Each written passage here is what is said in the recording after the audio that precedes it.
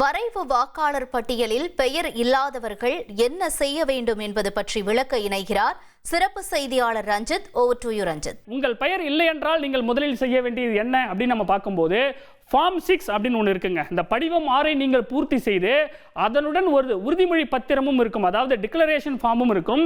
அதையும் நீங்கள் நிரப்பி உங்கள் வீடு தேடி வந்தார் இல்லையா BLO, அந்த வாக்குச்சாவடி நிலை அலுவலர்கிட்டவே நீங்கள் சமர்ப்பிக்கலாம் அப்படின்னு சொல்றாங்க.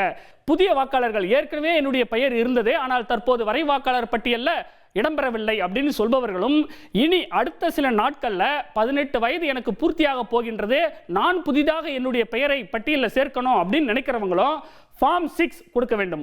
அதே போல ஃபார்ம் 6A வெளிநாடு வாழ் வாக்காளராக, அதாவது வெளிநாட்டில் வசிப்பாங்க இல்லையா, கல்வி நிமித்தமாகவோ அல்லது வேலை நிமித்தமாகவோ வெளிநாட்டில் இருப்பாங்க, அவர்கள் அந்த நாட்டின் குடியுரிமை பெற்றிருக்க மாட்டார்கள்.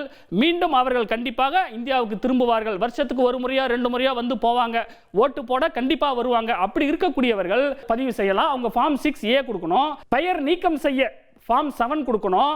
விவரங்கள் புதுப்பிப்பு அல்லது திருத்தம், பெயரில் முகவரியில் ஏதாவது ஒரு திருத்தம் இருக்கு அப்படின்றவங்க ஃபார்ம் 8 கொடுக்கணும். சரி, இப்போ இந்த ஃபார்மை நம்ம விரிவாக பார்க்கலாம். முதல்ல நம்ம பார்க்கறது படிவம் 6 என்று சொல்லப்படுகின்ற, அதாவது புதிய வாக்காளர்கள் பதிவு செய்வதற்கான அந்த ஃபார்ம் 6.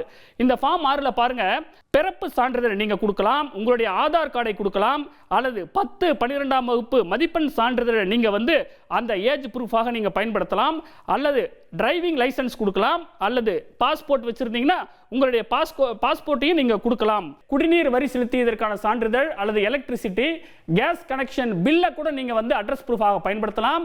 போஸ்ட் ஆபீஸ்லயோ அல்லது பேங்க்ல இருக்கக்கூடிய பாஸ்புக்கை பயன்படுத்தலாம்.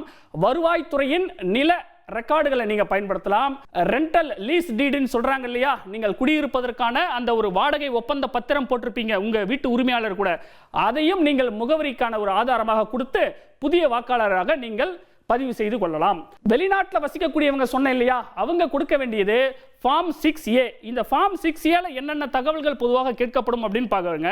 நீங்கள் தற்போது எந்த நாட்டில் வசிக்கிறீர்களோ அந்த நாட்டுக்கான அந்த விசா பற்றின அந்த விசா எண் கேட்குறாங்க, எப்போது அந்த விசா வழங்கப்பட்டது, அதோடைய எக்ஸ்பைரி டேட் கேட்குறாங்க, டைப் ஆஃப் விசா என்னன்றதை கேட்குறாங்க. ஏன் நீங்கள் தற்போதைய அந்த முகவரியில் இல்லை, நீங்கள் எதுக்காக வெளிநாடு போனீங்க, உயர்கல்வி படிக்கிறதுக்காக போனீங்களா, இல்லை வேலைக்காக போனீங்களா, இல்லை வேறு என்ன காரணம் அப்படின்றத கேட்குறாங்க. விவரங்கள் புதுப்பிக்கிறதுக்கு, அதாவது ஏதாவது ஒரு கரெக்ஷன் இருக்கு, என்னுடைய பெயர்லையோ முகவரிலையோ ஏதாவது ஒரு கரெக்ஷன் இருக்கு அப்படின்னா இந்த படிவம் 8 நீங்க ஃபில் பண்ணி கொடுக்கலாம் அப்படின்னு சொல்லப்படுகின்றது.